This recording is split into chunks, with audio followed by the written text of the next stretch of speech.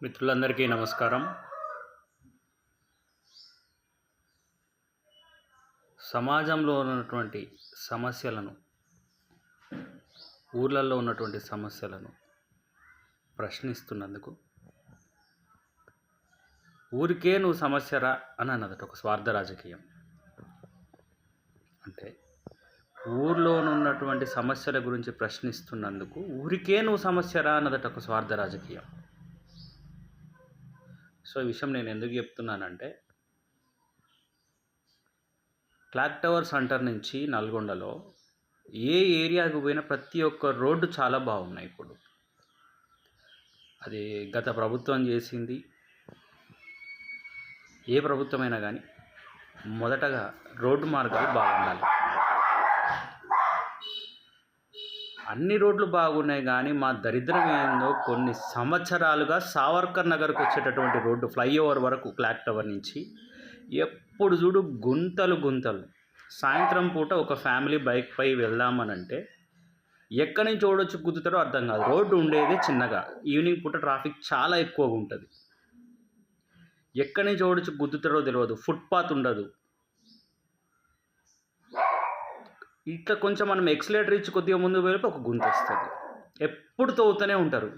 ఆ under ground drainage సమస్య, ఏ సమస్య, వాటర్ పైప్ లైన్ సమస్య, ఎన్నో ఏళ్ళు చెప్తున్నాడు. రోడ్డు ఎందుకు అంటే మెయిన్ పైప్ లైన్లన్నీ ఇక్కడి నుంచి ఉన్నాయి కాబట్టి ఇక్కడ ఈ రోడ్డు పడతలేదు అని అంటాడు. ఒక ఆయన నేషనల్ హైవే అది, ఇక్కడ రోడ్లు వీలు అయ్యారని ఒకడు అంటాడు, స్టేట్ రోడ్ అయ్యారు అంటారు.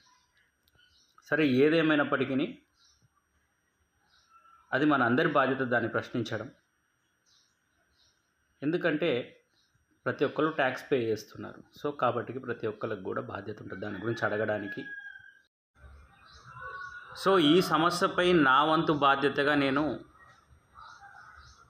పోయిన సంవత్సరం, అంతకుముందు సంవత్సరం జనరల్గా ఇట్లా ఫేస్బుక్లలో వీడియోలు చేసి పెట్టేది. సరే, దానికంటే కొంచెం ముందు అడుగేసి ఏం చేసినట్టే, లాస్ట్ టైము మన జిల్లా గౌరవ ఎస్పీ గారు ప్రతి ఒక్క పనిని బాధ్యతాయుతంగా నిర్వర్తిస్తున్నారు. ఆయన నాకు చాలా నచ్చి ఆయన పేజ్లో ఒక చిన్న మెసేజ్ పెట్టిన, వినాయక చవితి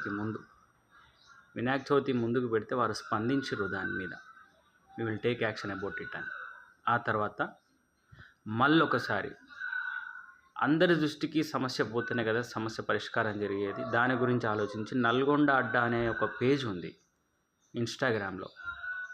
ఆ తమ్ముడికి కూడా మెసేజ్ చేసిన, తమ్ముడు నువ్వు అన్ని సమస్యల మీద బాగా స్పందించి పోరాడుతున్నావు, జర మా సమస్య కూడా చూపి జర తమ్ముడు అని అంటే ఆ తమ్ముడు కూడా థమ్స్అప్ పెట్టినాడు. అయిపోయింది, క్లోజ్. ఇప్పుడు నా వంతు బాధ్యతగా ఆన్లైన్లో నేను గ్రీవెన్స్కి కంప్లైంట్ చేయడం జరిగింది. కలెక్టర్ గారి దృష్టికి తీసుకుపోవడం జరిగింది. సో అది ఇప్పుడు R&B శాఖ ఎస్సీ గారి దగ్గరికి నా కంప్లైంట్ పోవడం జరిగింది. సో మీరు కూడా అదే విధంగా స్పందించండి. మీరు కూడా ఆ రోడ్డుని ఉపయోగిస్తున్నారు కదా. మీకేం అసలు సావర్కర్ నగర్లో ప్రస్తుతం అయితే ఎంత పెద్ద గుంట ఉందంటే, మొన్న దొవ్వినరు ఆ విగ్రహం పక్కనే, సావర్కర్ విగ్రహం పక్కనే ఆ గోడ కానుకొని ఇంత పెద్ద గుంత. సడన్గా అక్కడి నుంచి వచ్చినప్పుడు బ్రేక్ వేస్తే బ్రేక్ పడకపోతే ముందులోని గుద్దితే ఆ పక్కన ఉన్న గ్రిల్స్ మీద పడితే అంతే సంగతులు. ఆల్రెడీ ఇంతకుముందు అలాంటివి జరిగినాయి.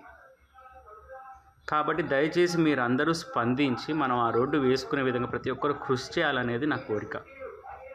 ప్లీజ్ దయచేసి అందరూ స్పందించండి. ధన్యవాదాలు.